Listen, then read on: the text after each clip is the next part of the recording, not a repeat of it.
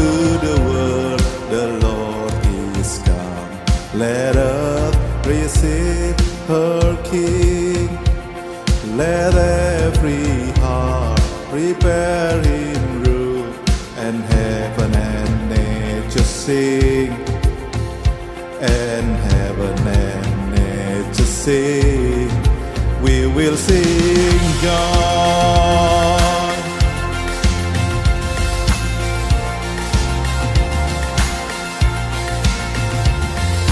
Joy to the world, the Savior's race. Let men their songs impart, while fields and floods, rock hills and plains, repeat the sounding joy. Repeat the sounding joy. We will sing joy.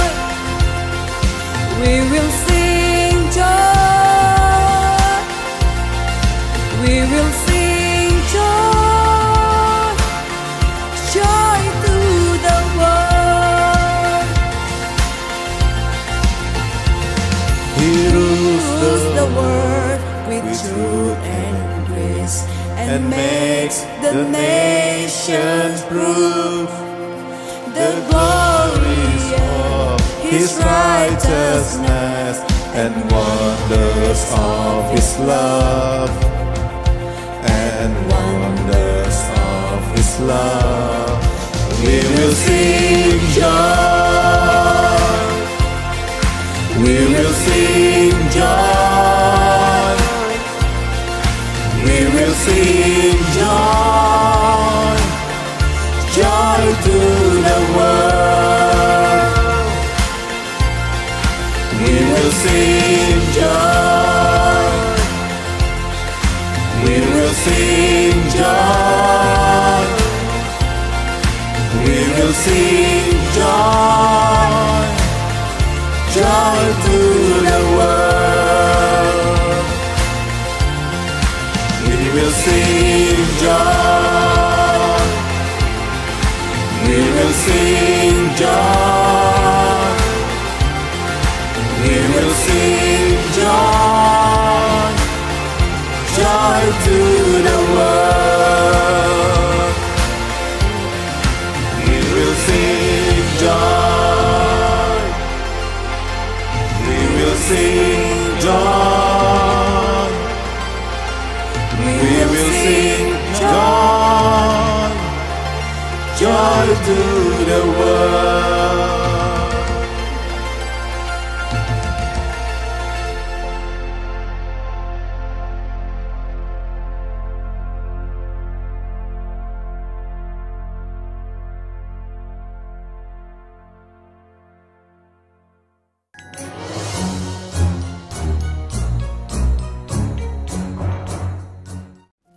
Shalom semuanya, ketemu lagi bersama saya di sini. Kita sudah masuk di bulan Desember.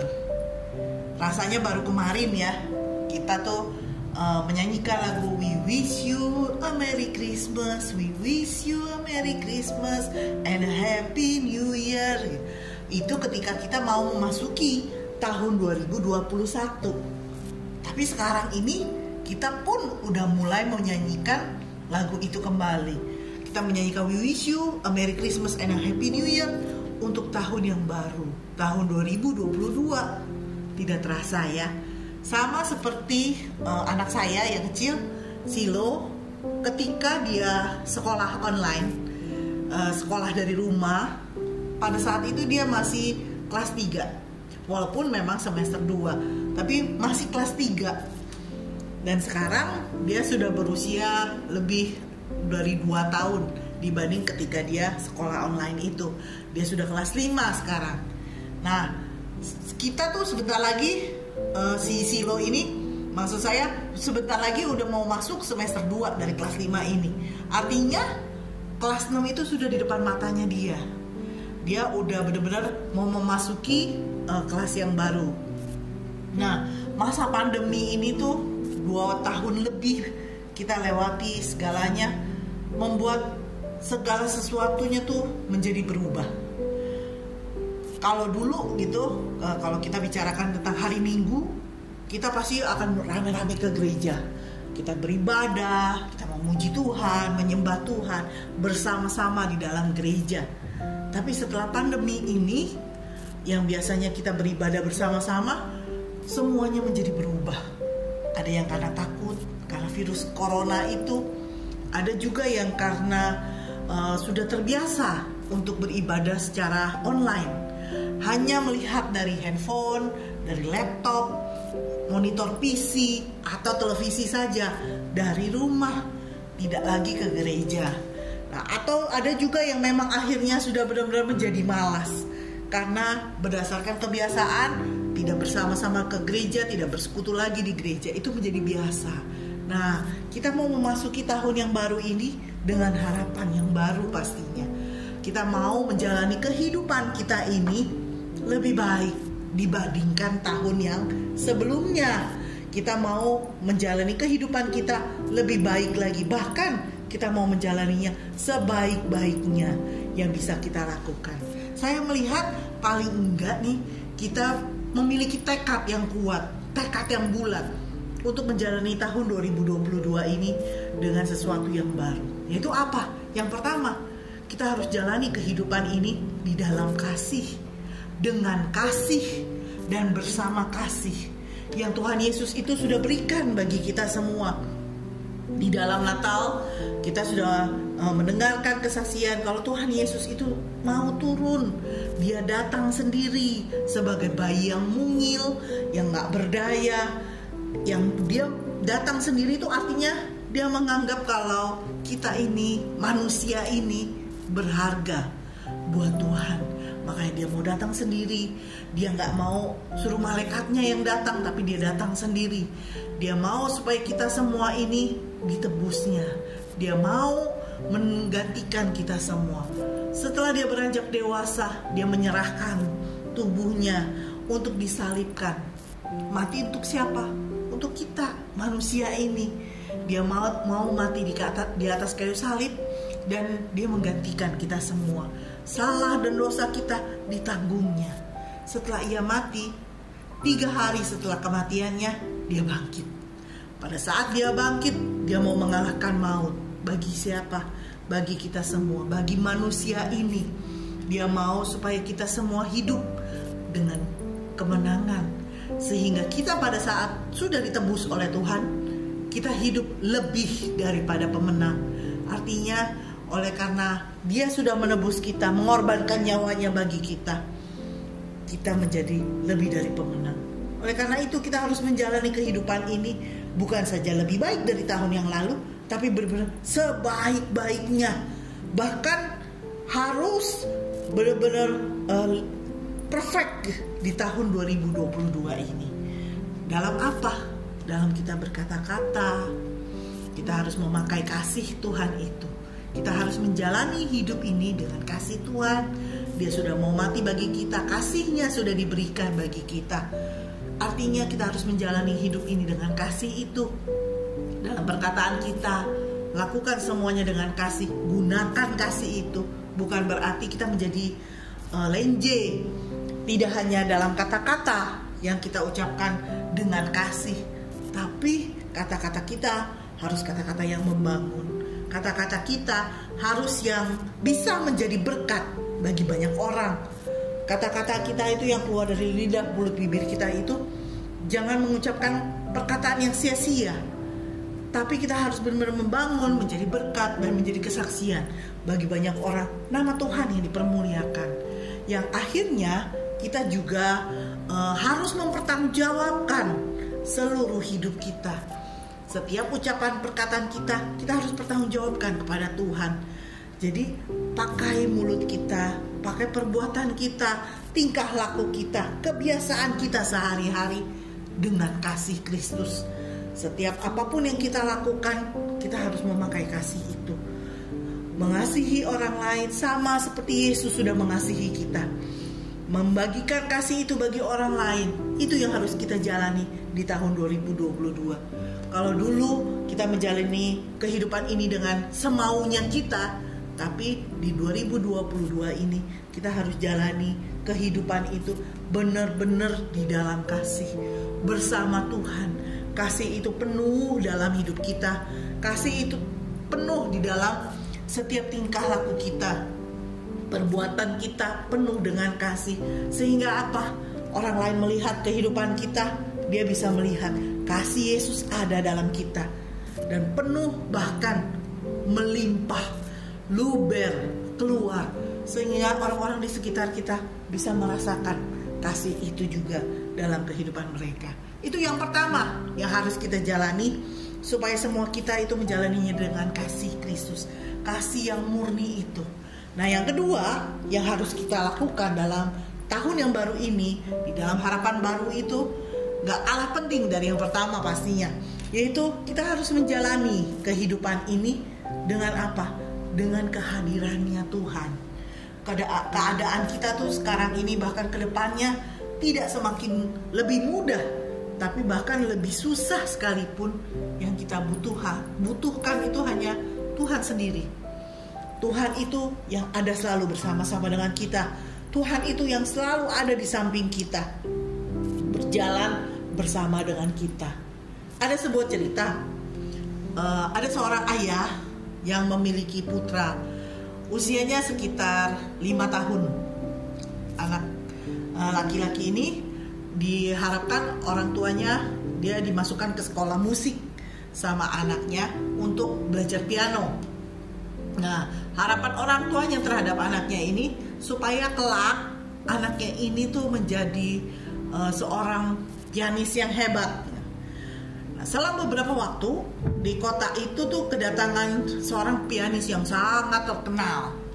Karena ketenarannya, karena dia akan mengadakan sebuah konser gitu di kota itu. Pada saat tiket dijual, dalam waktu yang singkat tiket konsernya habis terjual. Nah, ternyata ayahnya ini sudah berhasil membeli 2 tiket untuk dirinya dan untuk anaknya. Nah, dia beli untuk mereka bisa menyaksikan konser dari pianis yang terkenal itu. Dan di hari pertunjukannya, sang ayah mengajak anaknya, yuk kita nonton. Sampai di tempat pertunjukannya, kursi-kursi mulai terisi dengan banyak orang gitu.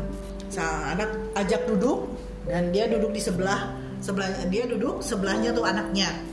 Pada saat ayahnya sedang tidak memperhatikan anaknya, si anak kecil ini gak bisa duduk lama-lama gitu kan.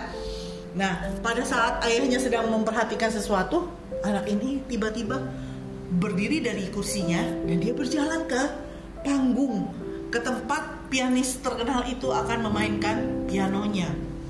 Pada saat itu anak ini berjalan ke piano itu dan dia mencoba memainkannya. Jadi tiba-tiba ada suara dentingan piano itu. Operator lampu dari tempat itu kaget, dikira pianis yang terkenal itu sudah mulai memainkan pianonya. Dia sorotkan lampunya ke piano itu. Pada saat disorotkan, anak itu sedang bermain lagu Twinkle Twinkle Little Star. Nah, waktu dia memainkan lagu itu, ternyata pianis terkenal itu ada di panggung itu juga. Dan dia melihat anak itu bermain. Kemudian pianis itu mencoba samperin ke pianonya. Pada saat dia melihat, dia tidak marah. Dia katakan kepada anak itu, terus bermain gitu. Nah, dia duduk di sebelahnya. Kemudian anak itu tetap memainkan Twinkle Twinkle Little Star-nya. Tapi pianis yang terkenal ini mendengar permainannya, dia tahu kekurangan-kekurangannya, dia mengisi kekurangan-kekurangan itu dengan permainannya. Jadi yang dimainkan anak itu biasa Twinkle Twinkle Little Star gitu. Tapi diisi permainan anak itu yang hanya basic sekali gitu, diisi dengan sesuatu sehingga suara yang terdengar di speaker di seluruh ruangan pertunjukan itu menjadi megah, menjadi meriah gitu ya. Jadi itu yang dilakukan pianis itu sampai setelah mereka selesai bermain. Mereka memainkan lagu itu sampai selesai, gemuruh tepuk tangan dari seluruh penonton. kepada mereka berdua ini. Sebenarnya yang ditepuki tangan itu si pianis terkenal itu. Tapi anak kecil ini berpikir, dia GR gitu ya. Karena dikira diri dia yang memainkan piano itu sehebat itu, sebagus itu. Dia lupa kalau yang disoraki itu hanya sebenarnya pianis yang terkenal itu, yang duduk di sebelah si anak kecil itu. Sehingga permainannya menjadi, suara pianonya menjadi sempurna. Demikian juga dengan hidup kita. Jangan bangga akan hidup kita di tahun yang lalu. Apa yang sudah kita lalui, masalahkah, persoalan hidupkah, segala sesuatu yang sudah lewat dalam kehidupan kita, jangan berbangga hati dengan apa yang sudah kita lalui. Kita harus ingat, kalau kita lewati semuanya itu karena kehadirannya Tuhan dalam hidup kita. Manusia itu sangat membutuhkan kehadiran Tuhan dalam hidupnya. Setiap masalah kita, persoalan hidup kita, pergumulan hidup kita bisa kita lewati bukan karena diri kita sendiri. Kita ini gak ada apa-apanya tanpa Kristus. Oleh karena itu, Yesus sama seperti pianis terkenal itu. Dia ada di samping kita. Dia memegang tangan kita, menuntun kita berjalan, lewati setiap masalah, lewati setiap pergumulan hidup, lewati setiap persoalan apapun yang kita hadapi. Dia ada di samping kita. Dia berjalan bersama kita, menolong kita, memegang kita, menuntun kita di jalan Dia yang benar, sehingga kita hidup benar-benar di jalannya yang benar.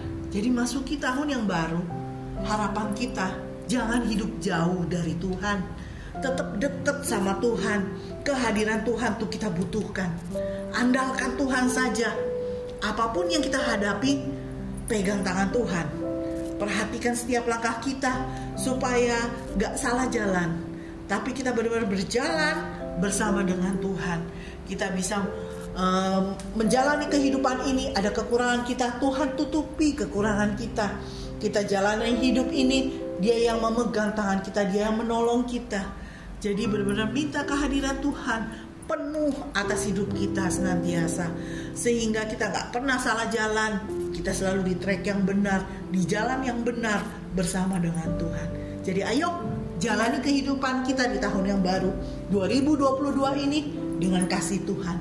Dalam setiap aktivitas kita ingat, selalu sertai perbuatan, perkataan, tingkah laku kita, kebiasaan kita dengan apa? Dengan kasih Tuhan yang sudah ada pada kita. Kita bagikan kasih itu bagi orang lain. Dan jalani kehidupan ini selalu dengan hadirat Tuhan. Kehadiran Tuhan, andalkan Tuhan saja. Minta Tuhan Yesus yang selalu ada bersama dengan kita. Masuki tahun yang baru ini bersama dengan Tuhan Yesus, maka kita semua akan menjadi pemenangnya dalam kehidupan ini. Apapun yang kita hadapi di tahun yang baru itu, pergumulan hidup, masalah apapun, serahkan semuanya ke dalam tangan Tuhan. Dan percaya, kita gak sendirian. Kasih Tuhan sudah ada pada kita, kehadirannya ada pada kita. Tinggal kita minta, Tuhan tuntun saya di tahun yang baru ini, saya bisa menjalaninya bersama dengan Tuhan. Itu yang kita butuhkan dalam kehidupan ini. Semoga kita semua menjadi, firman ini bisa menjadi berkat bagi kita semua. Dan bukan itu saja, kita bisa melakukan firman ini dalam kehidupan kita sehari-hari. Tuhan Yesus memberkati kita semua. Shalom.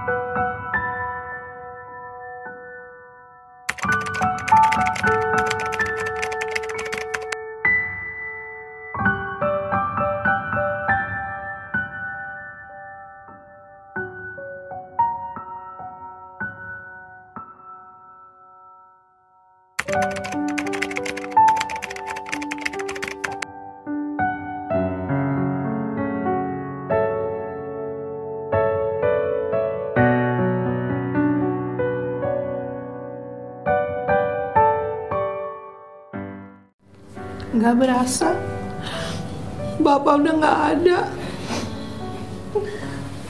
Padahal dia orang yang baik sebenarnya. Dia udah pergi 4 bulan, udah lelah mama ngurus dia. Sampai habis-habisan. Kita udah gak punya rumah. Utang mama banyak untuk pinjol. Aku kangen sama Papa. Papa orang baik, Ma. Dia orang baik. Tapi apa kita bisa ngadepin semuanya ini? Aku gak nyangka, Ma. Aku gak nyangka. Papa udah tenang, Ma. Aku udah tenang di surga. Mama harus jalanin sendiri. Dia udah tenang. Tapi kita gimana, Ma? Kita gimana? Mama gak ngerti ngadepin orang-orang yang nagih utang nantinya. Aku pusing, Ma. Harus bayar utangnya gimana, Ma? Aku gak tahu, Ma. Aku gak siap jadi orang susah, Ma. Ya Mama, jangan takut. Gak mau, Ma. Kalian ingat kebaikan dia sama kalian. Tega banget Papa ninggalin kita. Kamu jangan ngomong gitu. Emang Tuhan udah punya mau. Papa jahat, tinggalin Bibi, kamu gak boleh ngomong gitu. Dia gak jahat. Papa nyusahin. Enggak. Papa ninggalin utang, Ma. Papa ninggalin utang banyak, Ma. Bayarnya gimana, Mama? Aku gak tahu. Mama belum ngerti. Tapi yang jelas kita harus hadapin semuanya. Mama gak ngerti. Pak John.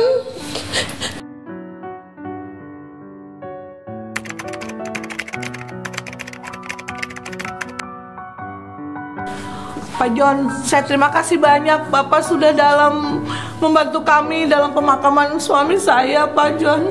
Ya, supaya Bapak bisa kasih kekuatan, Pak, buat saya sama anak-anak senantiasa, Pak. Ya Pak, Bapak saya banyak utang. Bibi, kamu jangan bicara begitu. Udah lama, emang Bapak ninggalin utang banyak banget. Iya, tapi kan? nggak saatnya untuk bicara begitu. Ya, tapi aku juga pusing. Emang kita bisa bayar?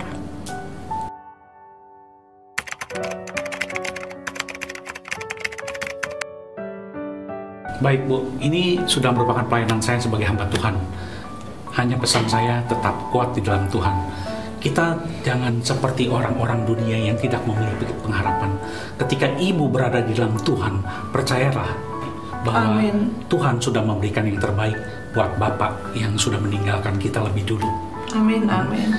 Untuk Vivi dan Baby juga tetap kuat. Walaupun dalam saat ini kalian semua berada dalam masa-masa kesukaran, tetap percaya Tuhan pelihara. Saya sebagai hamba Tuhan juga akan mendukung terus, dan jangan takut untuk terus kontak saya, dan saya juga akan terus melihat bagaimana perkembangannya. Dan percaya Vivi dan Baby juga ketika kita mau bekerja dan terus berdoa mendukung Mama, kita pasti terus dalam pemeliharaan Tuhan. Terima Demikian kasih ya, Bapak Ibu, banyak. ya. Terima kasih banyak Pak John. Ya. Tuhan balas semuanya buat Bapak di dalam pelayanan Bapak. Ya, sama-sama Bu. Jangan tinggalkan kami ya Pak. Kalau Pasti. kami mau konseling atau mau apa ya Pak ya. Silakan Bu. Iya. Saya akan pasti bersama tim doa, saya akan mendoakan buat ibu, keluarga ibu, Vivi dan Babs. Terima kasih banyak Pak. Ya, sama-sama. Terima kasih. Iya. Terima kasih.